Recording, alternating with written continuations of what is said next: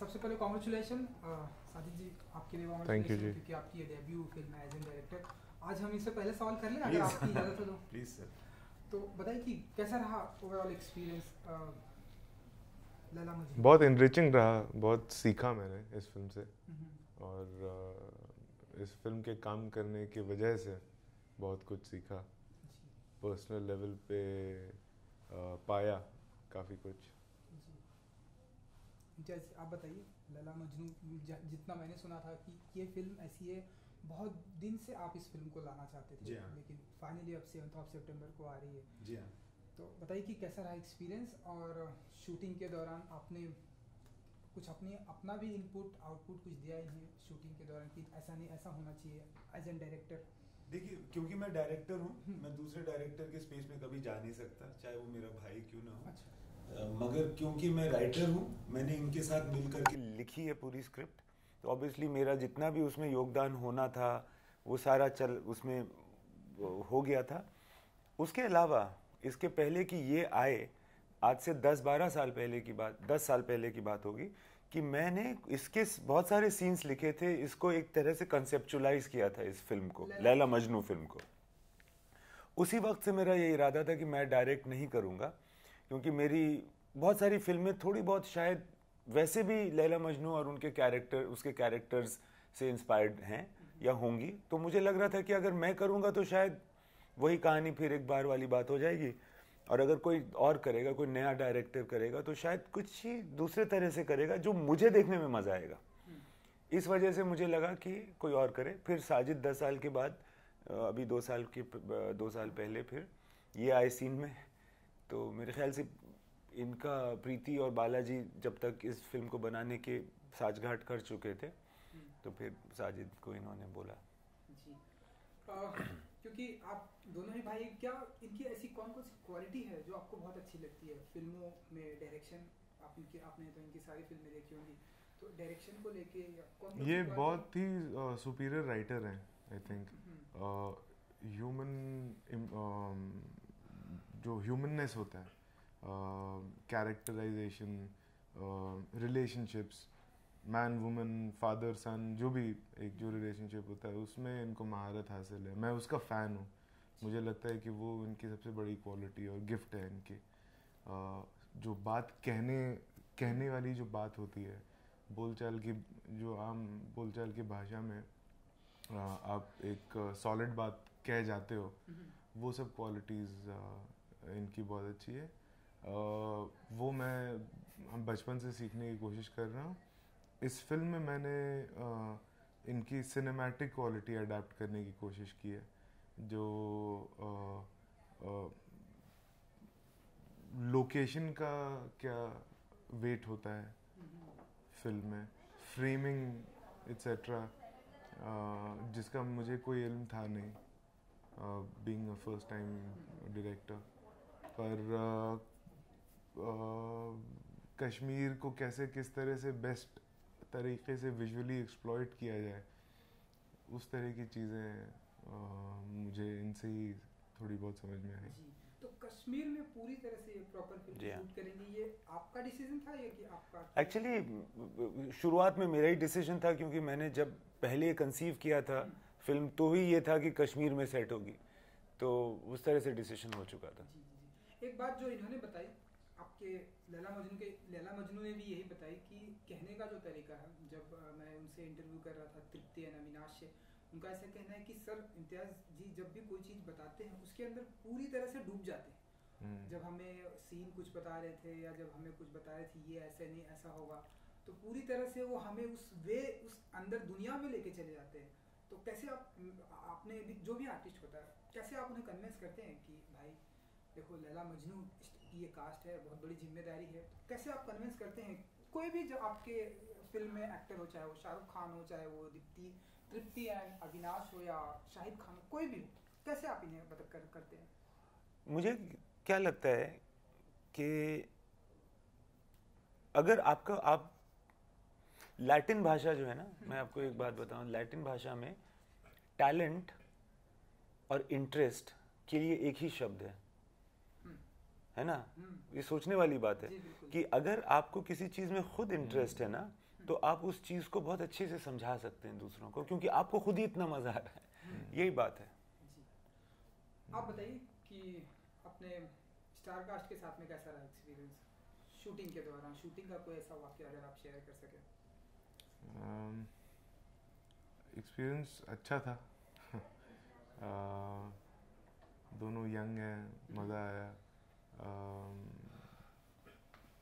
कोई इंटरेस्टिंग वाकया काफ़ी एक था जिसमें कैस जो है वो थोड़ा सा डिलेरियस हो गया है, बड़बड़ा रहा है, कुछ नींद में है, और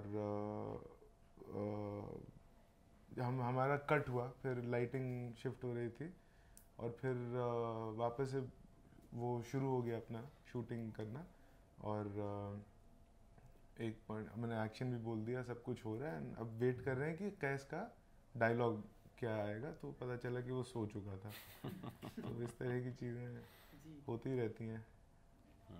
अच्छा, दो भाइयों में की सिमिलरिटीज़ की अगर मैं कुछ बात करूं, एक जो मुझे देख रही है, हेयर दोनों का सेम है, जो कि बहुत ही अच्छा लग रहा है दोनों। और बताइए कि आप दोनों भाइयों की सिमिलरिटीज क्या क्या है, क्या क्या वेट हमारा सिमिलर है।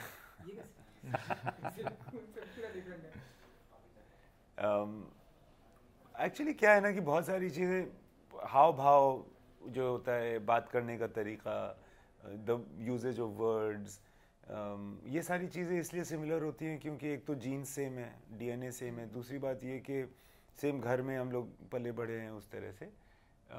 आई think we talk and behave with people in a similar way. जो तहजीब होती है वो सेम होगी क्योंकि सेम माँ बाप ने सिखाई है, you know, that kind of thing. I think वो सारी चीज़ें, और एक मुझे लगता है कि जिस तरह का हमारे ख़ानदान में ख़ास करके एक सेंस ऑफ ह्यूमर है, जो कि बहुत ही कसेला सेंस ऑफ ह्यूमर होता है ना, जो हम ही लोग अप्रिशिएट करते हैं, वो घर वाले ही अप्रिशिएट कर सकते हैं।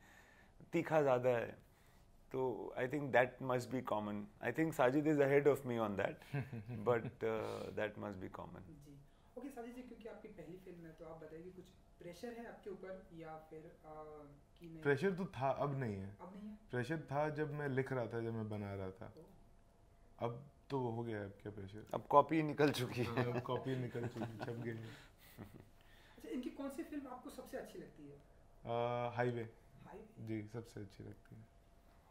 एंड टैगलाइन है इम्तियाजी, प्यार में पागल। जी जब भी मैं आपकी बात करता हूँ या आपके फिल्मों की बात करता हूँ, मैंने देखा है आप काम में बहुत पागल रहते हैं। या मैंने आलिया भट्ट का इंटरव्यू किया था, कि इवन इनका इंटरव्यू किया था स्टार कास्ट का, लैला मजनू का, कि वो काम में बहुत ही जिस तरह से भूल जाते हैं। तो आप बताइए काम में आप कितना पागल हो जाते हैं जब भी कोई भी प्रोजेक्ट आता है आपका, या आपका जो अपकमिंग प्रोजेक्ट होगा, कितना पागल हो जाते हैं आप काम को लेकर, डेडिकेशन? पता नहीं, इतना मुझे लगता नहीं है। मुझे तो कि कोई मापदंड नहीं है, किसी कोई रेफरेंस नहीं है मेरे पास, क्योंकि मैंने हमेशा एक ही तरह से काम किया होगा। सो कितना होता है वो ज़्यादा है कि कम? मैं बोल सकता हूँ बेहतर इनसे, ये जितना अपने काम को सीरियसली लेते हैं, अगर मैं लेने लगा तो फिर मैं दुनिया फतेह कर लूँगा।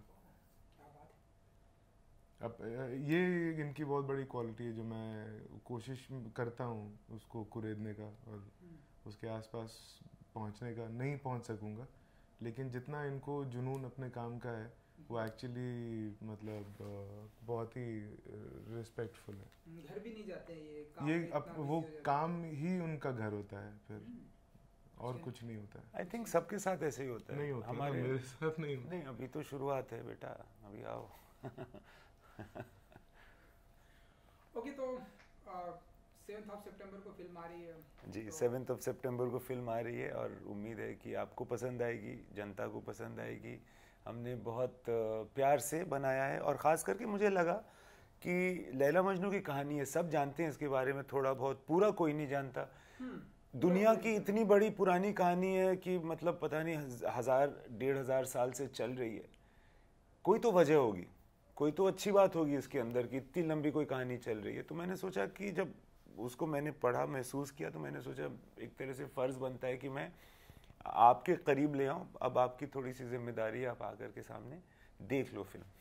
इसके अलावा क्या आपका अपकमिंग प्रोजेक्ट होगा इम्तियाजी? अभी फ़िलहाल ऐसे कुछ है नहीं, 4 कहानियाँ मैंने लिखी हैं चारों पे मैं काम कर रहा हूँ, फिर डिसाइड करूँगा कौन उसमें से डायरेक्ट करनी है। ओके साथी जी, 7 सितंबर को आपकी पहली फिल्म आने वाली है जी। तो कुछ कहना चाहेंगे अपने टीवी के माध्यम से? मैं यही कहना चाहूँगा कि आपको अगर हमारे गाने पसंद आ रहे हैं, हमारे ट्रेलर पसंद आ रहा है, तो प्लीज़ आके देखिए। वही सब रीज़न्स है जो भी आप रीज़न्स आपके होते हैं कोई भी फिल्म को देखने या ना देखने के लिए, आप वही सेम रीज़न से हमारी फिल्म प्लीज़ देखिए। अगर नहीं देखना तो मत देखिए। एक आखिरी सवाल ये कि हमने इनको देखा है ढेरों सारे एक्टर के साथ में काम किया, कोई ऐसा आपका ड्रीम है कि यार इन्हें कास्ट में अगर मैं डायरेक्ट करूँ अपनी इसी स्क्रिप्ट में, ऐसा कोई है जिसे आप ऐसा एक्चुअली होना मुश्किल है इस तरह से सोचना, बिकॉज आप सब्जेक्टिवली देखते हो एक कहानी को, तो अभी अगली कहानी क्या होने वाली है फिर उस पर आप एक्साइटेड हो सकते हो। जी, चलिए, thank you so much, very much, thank you very much, thank you, thank you, thank you sir.